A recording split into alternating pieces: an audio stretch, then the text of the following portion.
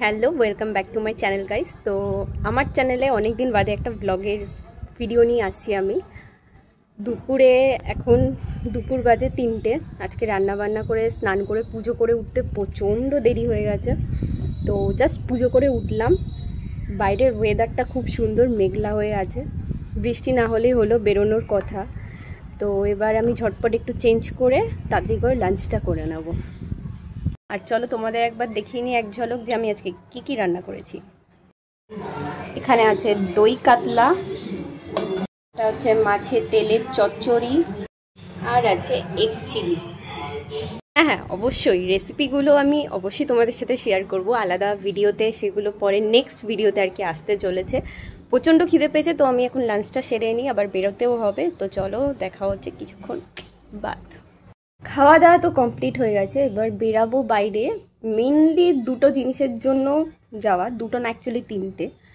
তো তিনটে জিনিসই ডিফেক্টেড জিনিস, তিনটেকেই ঠিক করতে নিয়ে যেতে হবে। অ্যাকচুয়ালি এই নাইটিটা গতকাল আমার শাশুড়ি আমার জন্য কিনে এনেছিল। তো সাদা তো ডেলি ইউজের জন্য কাজ করে ঠিক সাদাটা মেনটেন করা যায় না, তো এই সেমই নেব, জাস্ট কালারটা একটু অন্যরকম হবে, এটা একটু যাব।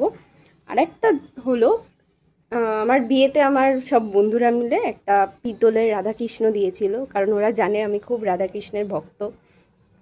তো রাধাকৃষ্ণটা একটা জায়গায় কোণাতে একটু খামচি মতো একটু ভাঙা আছে। তো ভাঙা জিনিস তো পুজো করা যায় না বা প্রাণ প্রতিষ্ঠা করাও যায় না। এইটাকে বদলে এটাকে পাল্টে আমি একটা রাধাকৃষ্ণ নেব ঠিক করেছি, সেটাকে প্রাণ প্রতিষ্ঠা করব। সামনে জন্মাষ্টমী আছে, খুব ভালো সময়ও।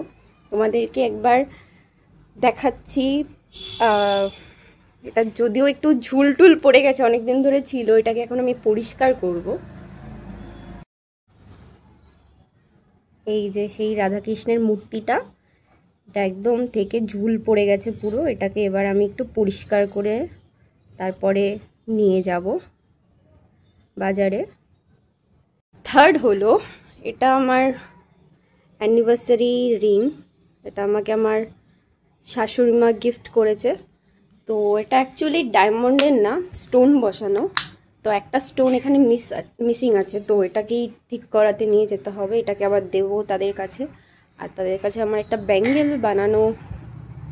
বানাতে দিয়েছিলাম, সেটাকে আনতে যাব। যদি হয়ে যায় তাহলে অবশ্যই তোমাদেরকে দেখাতে পারবো।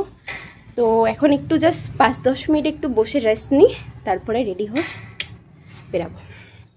রেডি হয়ে আমরা বেরিয়ে পড়েছি। আমার সাথে রয়েছেন আলপনা দেবী।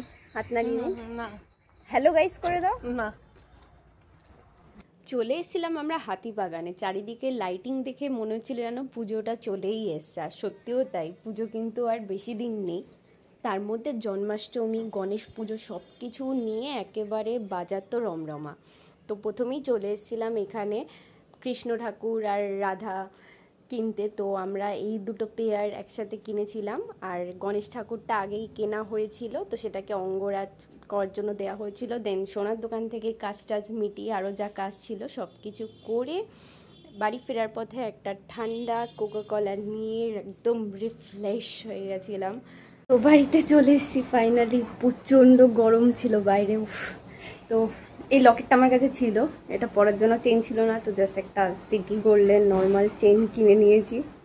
খুব ইচ্ছা হলো হঠাৎ করে একটু চেন পরার। তো যাই হোক, তো দেখা হচ্ছে নেক্সট ব্লগে। Tata, bye bye, good night.